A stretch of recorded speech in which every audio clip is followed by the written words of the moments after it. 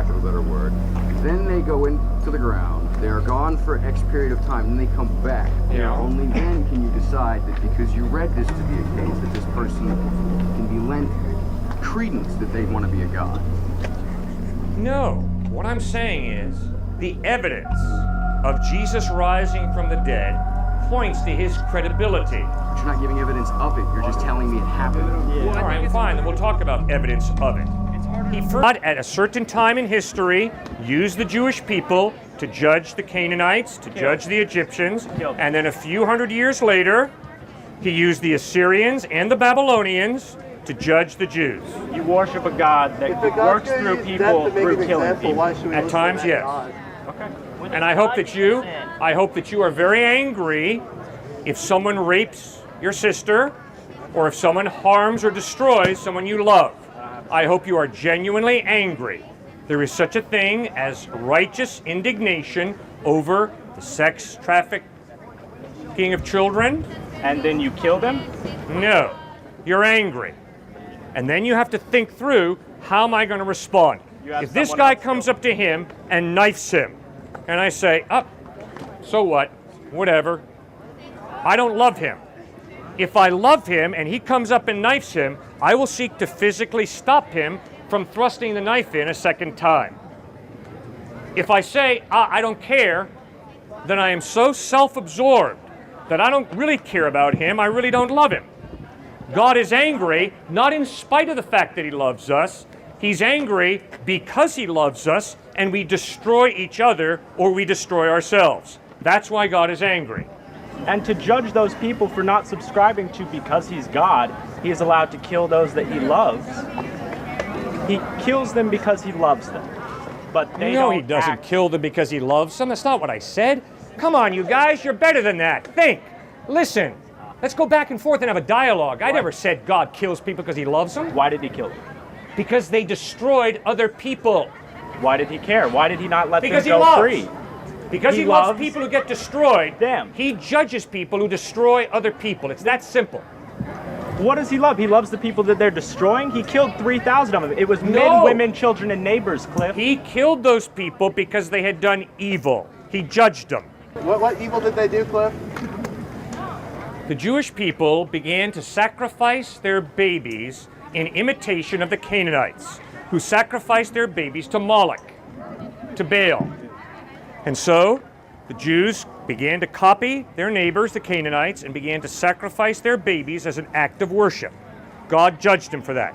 Secondly, the Jews, in imitation of the Canaanites, the Midianites, the Hittites, and all the other tites, began to say that if you really want to know God, you have sex with a temple prostitute. God judged the Jews for following the Canaanites' example of temple prostitution and sacrificing babies.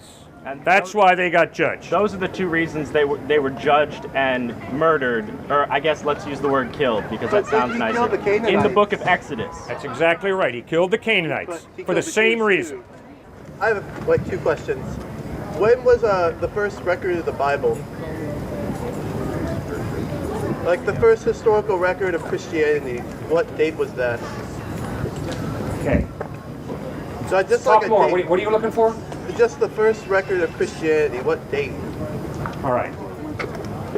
One of my favorite books in the New Testament is 1 Corinthians. Is there just a date? 1 Corinthians was written 50, 51, 52 AD, somewhere right around there. What do you say about the validity of Christianity based on the time frame of other religions? Because in my basic knowledge, I know Hinduism was established about 3,000 years before Christ, or the changeover. So that's 3,000 years of time that religion has been around. We've only been around with Christianity for 2,000 years. Mm-hmm. That means Hinduism is somewhere around 5,000 years old, and their principles are a lot different than Christianity.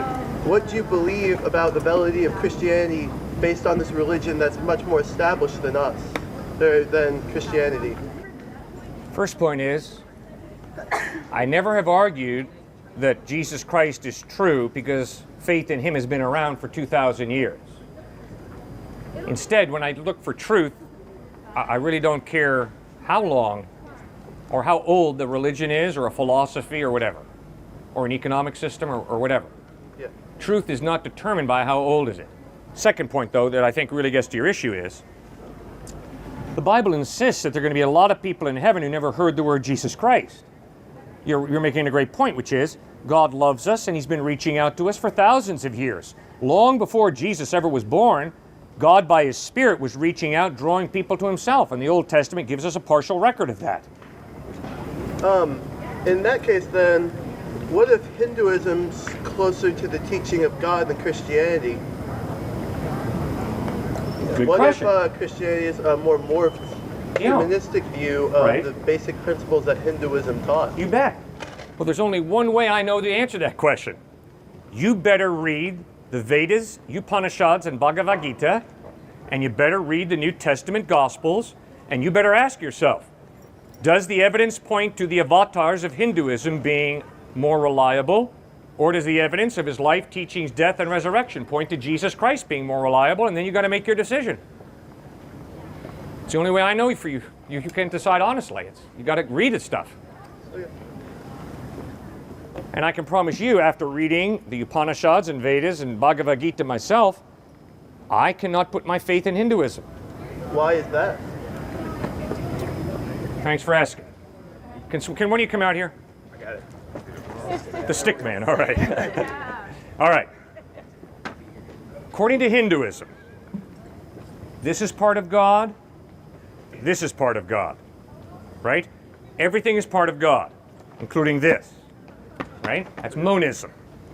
Monism is the basis of Hinduism, which is everything is one, everything is part of God.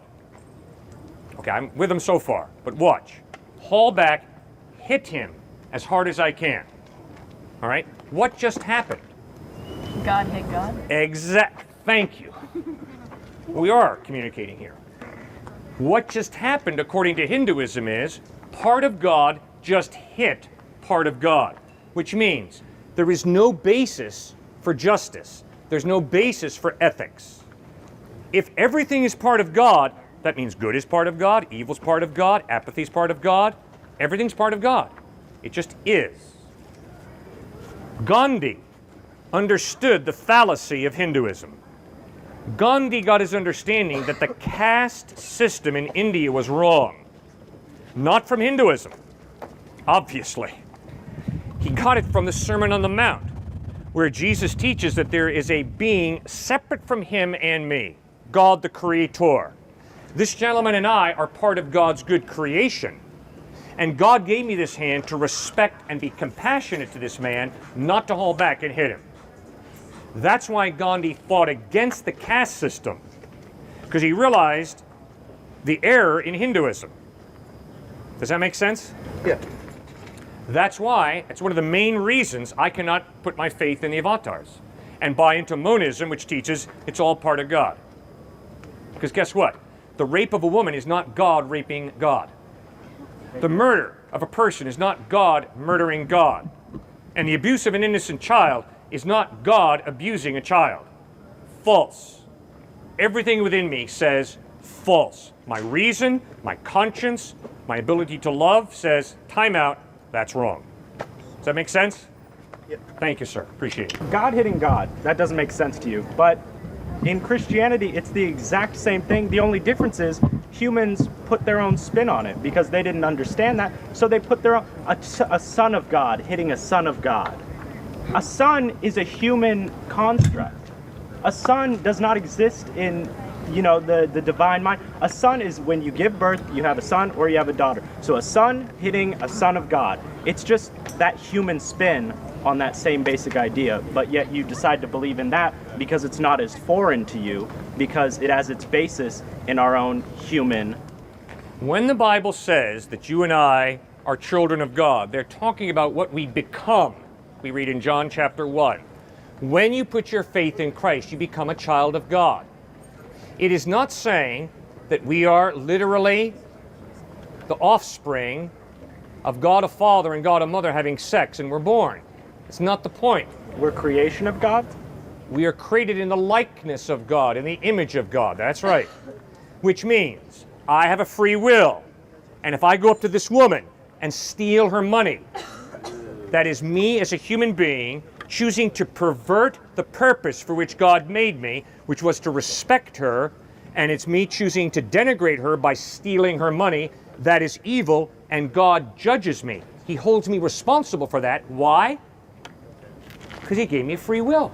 But so God raping God, you don't buy into. But something kind of like God and another thing kind of like God, if that thing that's kind of like God rapes that other thing that's kind of like God, that's okay? That makes sense? No, it's not okay. But it makes more sense. But because we have free will, no, you see, what the Bible teaches is exactly the way we experience reality, which is, I have a free will. I can love her, I can hate her. I can help her, or I can use her. And you can do the same. Right, and just like you can do that, God can love you or God can hate you. Because that is a human construct that we apply to the divine mind because we don't understand it. So God naturally has to be like us. It's him in the Bible. Nope. His word. Nope. I am convinced we understand that I that. can love her, not because I have to, but because I freely choose to. And I begin to realize the only way I can have a free will is if there is more to reality than matter and energy, than complex biochemical reactions. I've got to have a soul, a free will, in order to love her, because I don't have to love her. I can denigrate her. And the only way I can have a free will is if there is some type of God who creates me with a soul and gives me a free will. Why do you have such a problem with God loving you? Because I think most of the Old Testament is bull, to be honest with you. I think the Gospels are fine. I'm a total Jesus freak. I love Jesus. Love your neighbor, totally. That's awesome. Jesus was a hippie. I think that's great.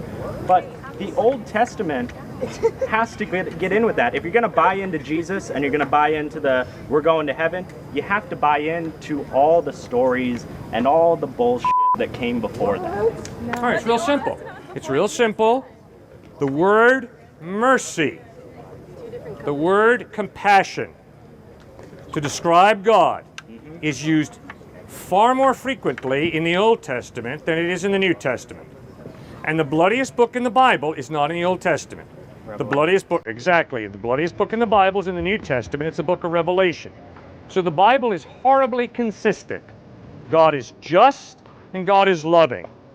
God hates evil and he loves to forgive people for their evil. And that's what the cross of Christ is all about. He bled and died on that cross to pay the penalty for human evil. Now, just think about your worldview. In your worldview, evil wins. You're saying that you can't base morality on reason? I disagree. I say you can't have morality without reason. I agree. There are other animals who cooperate. Yeah. There are other animals who refrain from hurting each other for evolutionary reasons. But it wasn't until mankind adapted reason, adapted an intellect, that we even began to have free will. But I don't think free will is something you either have or you don't, like it's an on and off switch. I think free will is something we're still acquiring. Think about your bodies. Think about what they really are. They're more or less machines. I don't care if you have reason. I don't care if you can think through things. You still have chemicals, hormones, bodily processes, systems that affect what you do and battle against who you think you are behind your eyes. But what I'm suggesting is that humans aren't just going to sit still like what they are right now.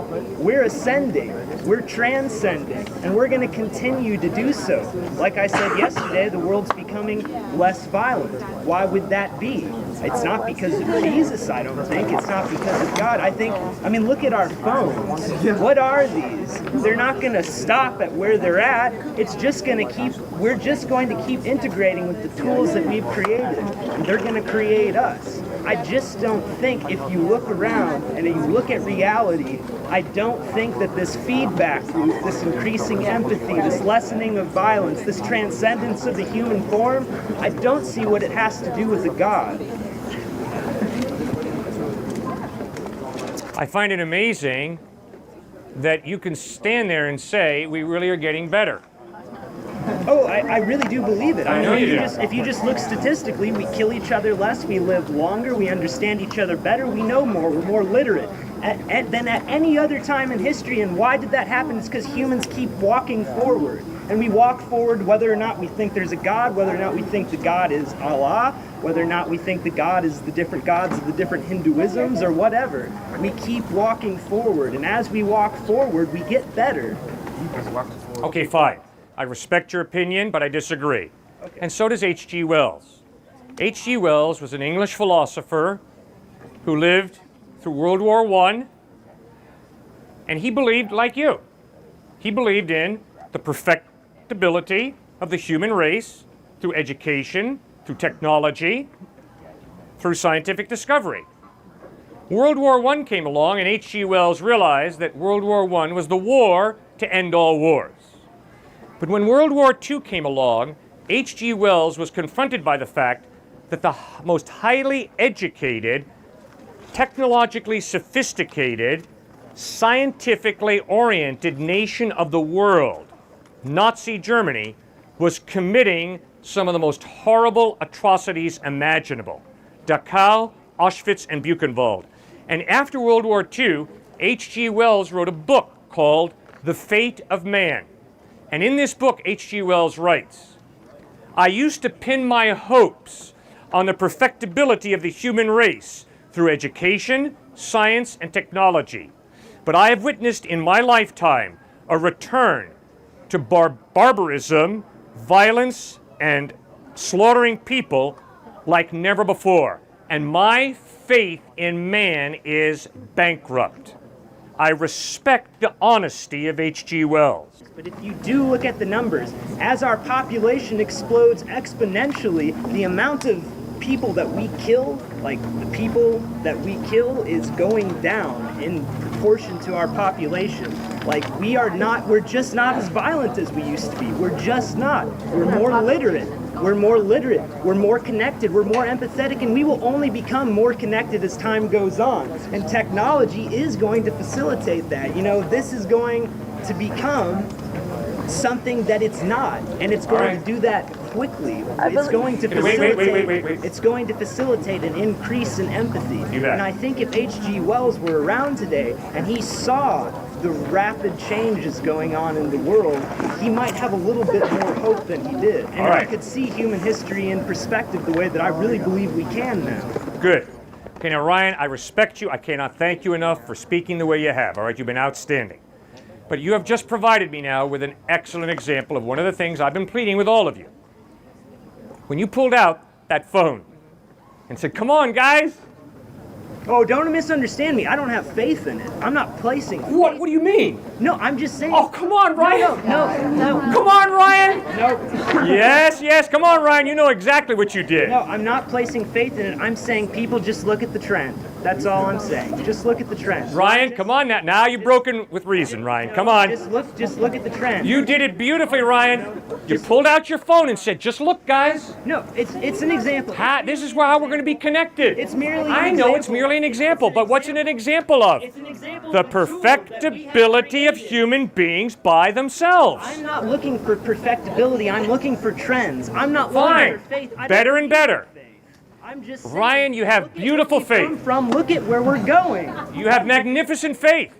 No, I really Yes, don't. you do. It could- look, You have faith just the same way H.G. Wells had that we can perfect ourselves. That's not what I'm saying. It could all collapse in the next moment. But when I look at history, when I look at the trends, Right. it suggests that it won't collapse. Good. So your faith is But in it's the not perfectibility of us by us. I am looking at a verifiable trend of history. Okay. I'm not looking. You just at said it could collapse. It could, and Okay, that's why. so you can't prove it, That's why it's but you not- have evidence Well, you- based on fewer people being murdered. Science isn't looking to prove anything beyond a shadow of a doubt. We're looking for patterns. We're looking for trends. We're Yeah, looking well, for you have verifiable faith in the data. We're perfectibility looking of for human things- beings by themselves.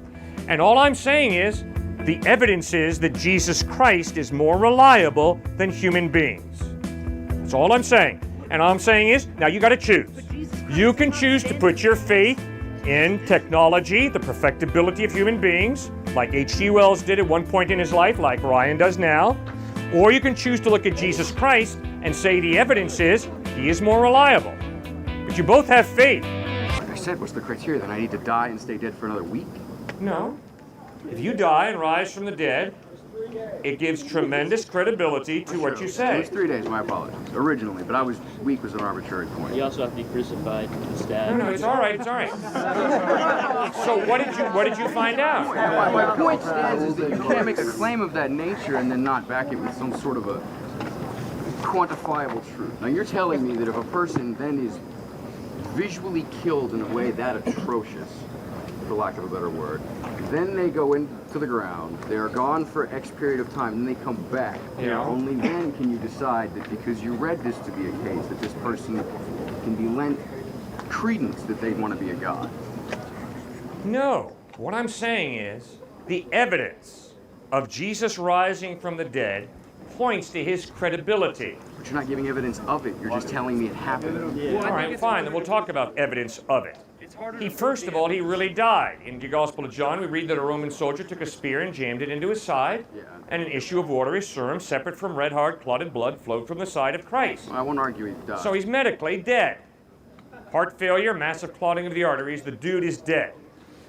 He's wrapped in burial clothing, put in a tomb, stone is rolled in front, so he's dead and gone in the tomb.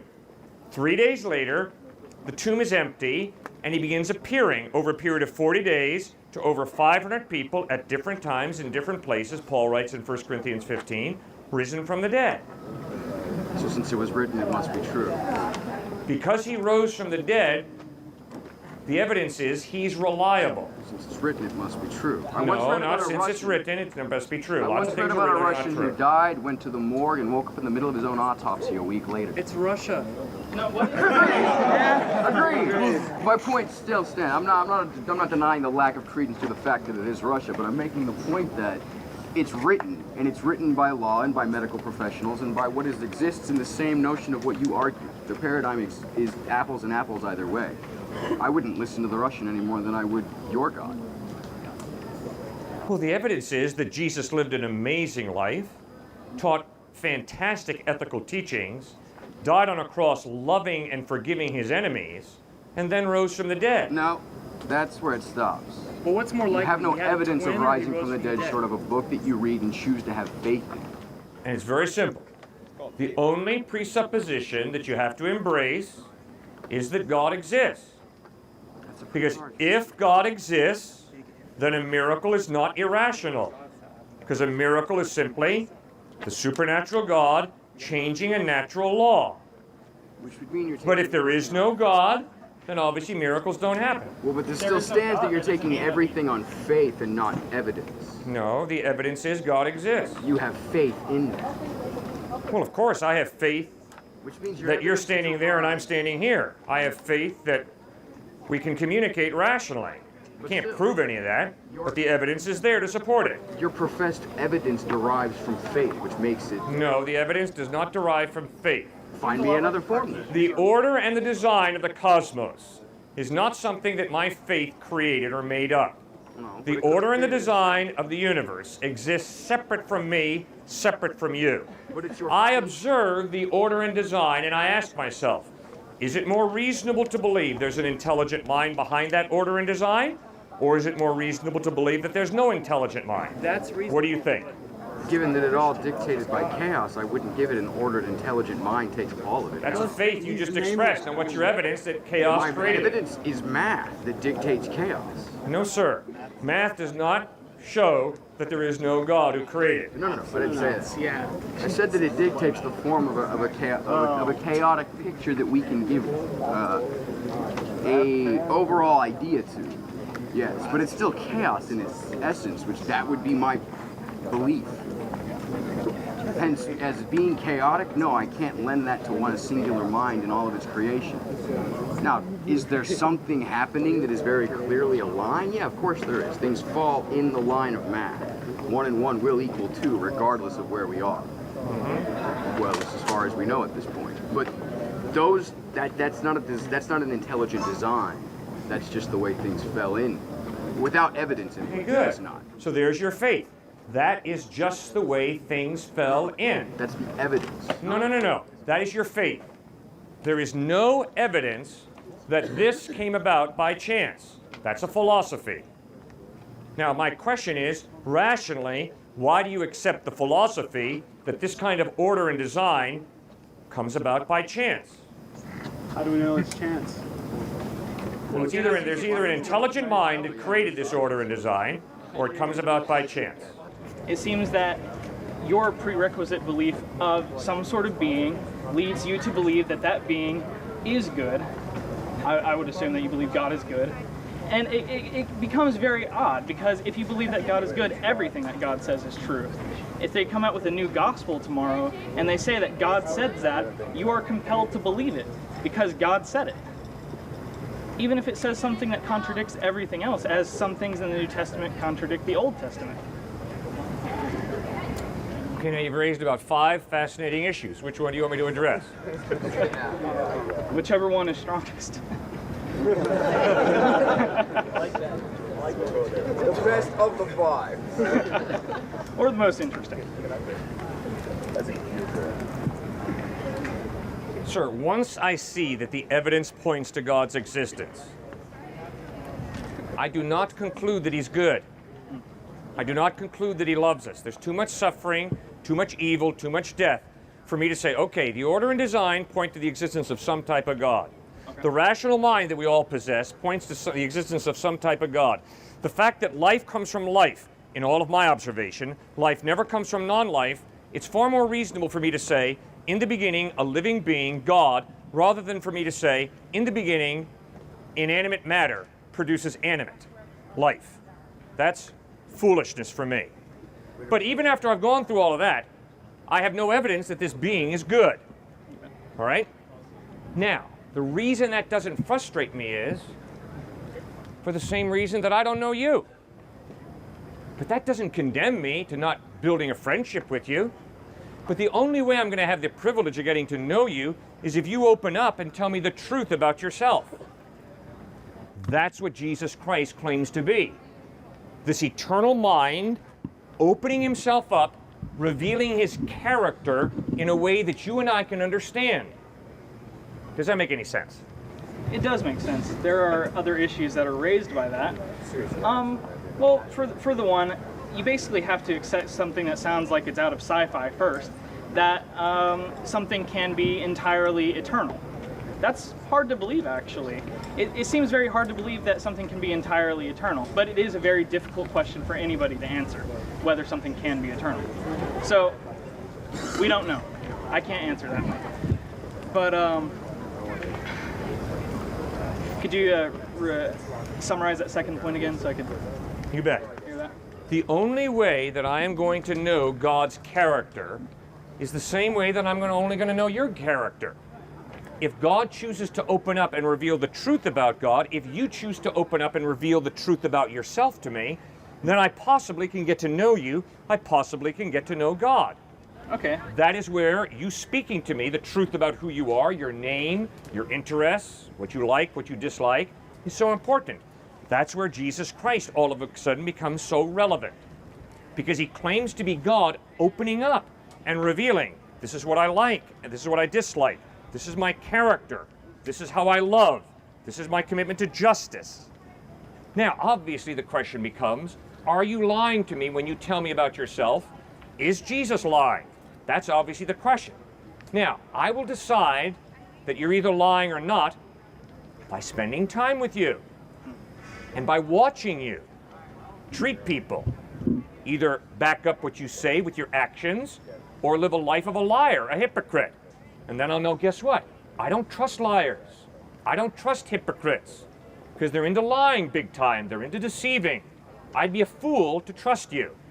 But if the evidence is you're reliable, honest, faithful, loyal, I will trust you. The same thing with Jesus. As I begin to look at him, I've got to figure out, is he a hypocrite? Is he a liar? Or is he totally trustworthy, a man of amazing integrity? And he gives us the criteria that we can judge him. While he's alive, he makes a big mistake. He says, I'm going to die, and then I'm going to rise from the dead. Ooh, that's a big mistake, Jesus, because now you've given us a way to falsify you. You died and stayed dead, you're a liar. Or you pull it off, wow, you are the truth. And the evidence, historical evidence, is that 3 days after he died, he rose from the dead. That's why I trust the guy. What makes a man of Islam believe not saved and go to heaven because believing that book rather than that of the text of the Bible or Torah? Right. When you read the Quran and when you read the New Testament, you will see that there are a lot of similarities. But there are also some fundamental contradictions. Repeatedly in the Quran, Muhammad says, Jesus is not God. Repeatedly in the New Testament we read, Jesus is God. So how do you determine which is true? By reading them closely and examining how did Muhammad live? What did Muhammad teach? How did Jesus treat people? What did Jesus teach? The first reason I believe in Christ is because his teachings demand respect. But there have been a lot of people who've taught great teachings. A lot of people. So I'm not going to just believe in Jesus because he taught some good teachings. Second point, though, is I examine his lifestyle. And I notice that not only did he teach this incredibly high ethical standard, he lived up to it. He was no hypocrite. He displayed tremendous moral power in living up to this amazingly high ethical standard. John chapter 8, he could look into the faces of his enemies and say, which one of you can prove me guilty of sin? His enemies were silent. 1 John chapter 3, John, who lived with Christ intimately, could say, in him is no sin. You can talk to every one of my friends, you can talk to my wife and my children. All of them will tell you, Cliffe is a sinner. Meaning by that, Cliffe knows what's good. At times he does it, but at other times he does not do it. I am a sinner. Christ was not. So he was consistent with what he preached, but that doesn't mean reliability of the actual historical evidence of that teaching. That's a different issue. We'll get to that. The third reason that I trust in him is because at the moment of his most excruciating pain, when he's nailed to a wooden crossbeam, instead of cursing his enemies the way I probably would have, he prays, Father, forgive them, for they know not what they do. And the fourth and final reason that I trust him is because 3 days after he died, he physically, bodily rose from the dead. That makes it a no-brainer for me. If he rose from the dead, I think it's really clear, isn't it? He is reliable. You can trust him. But that's again based on the reliability of the actual man. Exactly. Okay. So now we'll move to the next question, right? Which is? The historical facts that we're talking about. You bet. Why do you trust the Gospels to give you accurate historical information about Jesus? Well, there's a lot of consensus and it's consistent, but again, the same thing can be said of the Quran and a lot of them. Now, not that Muhammad's consistent in his lifestyle. He went from a violent warlord to very peaceful, but I'm saying the consistency of both documents are pretty... Exactly. That's why I stand out here and say, I can get an accurate picture of Muhammad by reading the Quran, because the evidence is the Quran is a very reliable book historically. Which says that Jesus was not the prophet. Exactly. And I can get a very accurate picture of what Siddhartha Gautama Buddha taught, because the teachings of Siddhartha Gautama Buddha have been carefully preserved. So I start now to read them and compare. How did Buddha live? What was his thinking about how to solve the problems of life? What did Muhammad say? How did he live? What did he say is the solution? And the same with Jesus. Doesn't that make you kind of see that the real thing is our humanity? We all recognize that we need to live moral, good lives, that there probably is something greater than us, but that we can't stick to one uniform idea of that, because that's what leads to oppression, heads getting cut off, women getting suppressed, people living their lives based on rules that were made 2,000 years ago, when I think the general consensus, even amongst atheists, is we're part of a bigger thing that we can call God, or we could call a Big Bang back then, but to pick one above the others when all of them seem valid in their own right, it just seems, what one might say ethnocentric, or one might say just deciding that one is above the others without the reason for that. I just don't see the reason why the Torah or why the Quran is less respected by you, I guess. Why Jesus is God, Muhammad's not the prophet. I mean, Jesus was more moral, but it seems like we're all getting the big picture. Buddha, Islam, Christianity, you're just deciding one is superior. I'm just wondering where the evidence is for that. I am not deciding that one is superior. they all make truth claims. At times, the truth claims agree. At other times, the truth claims contradict each other. The law of non-contradiction works 100 times out of 100 when it comes to determining reality. A and non-A cannot both be true in the same way at the same time. They contradict each other. We look for evidence of reliability, and then we make a commitment. A follower of Jesus Christ is someone who has looked at the evidence that Christ is reliable. They've looked at the other options that they have seriously considered, be it materialism, hedonism, narcissism, rationalism, Islam, Buddhism, Judaism, whatever the options are that they've seriously considered. And then they make a decision based on the evidence of Christ's credibility, his reliability. I'm going to put my faith in him. And we all do that. So that is why, and guess what, sir? That's why for the past 32 years I've been speaking on university campuses. When people have pressed me hard about, why Jesus, and I answer them. But then I begin to realize, we're just going around in a circle here. We're just beating a dead horse. I just have two questions, and I'd like to fire those questions at you. I understand you don't believe in Jesus because there's not enough evidence that he's reliable. So, what or who are you living for? And what is the evidence that whoever and whatever you're living for is reliable? Well, like my empirical experience, it leads me to believe there is a God just because there are too many small miracles in the world for it to not be engineered, but that's just my take on it. I like to live a moral life, and it seems like, you've adopted Christ because you think that's the best way to live a moral life and a life of faith as your connection to God, and that's great. But for me, I believe Jesus was, he existed. It's just that if we're going to be going as far as to qualify him as God, that's where I have trouble, just because I didn't have the luxury of seeing him rise from the dead. I have enough skepticism to question history just in general, to take it with a grain of salt, but I think that, the way you probably want to live your life is very similar to mine. I want to live a good life, recognize that I'm a very small, insignificant part of everything I'm around, and live for what I call God, to live up to a good standard. And I think we all want to do that, and I think you chose to adopt Christianity because you think that's the greatest manifestation of an organized faith to live that kind of life. And I think that's great. I don't think you're fanatical at all. I just, my ability to have faith that Jesus is God, that's where I struggle, because... You bet. And I understand that's a struggle. I have no problem understanding that, and I respect you highly. All right, here's why I cannot follow what you have said. If you listen, I think, to your thinking and to what you're saying, you view God and religions as sort of a smorgasbord, where you sort of pick and choose. You have great respect for Jesus. But the same Jesus who you have great respect for claimed to be God. So you choose to agree and accept something he says, but not other stuff. I agree with how he led his life, and maybe not necessarily everything he professed. Right. The way he treated people, the things he did, Sure. is perfect. Right. But for him to say God, I didn't see him rise.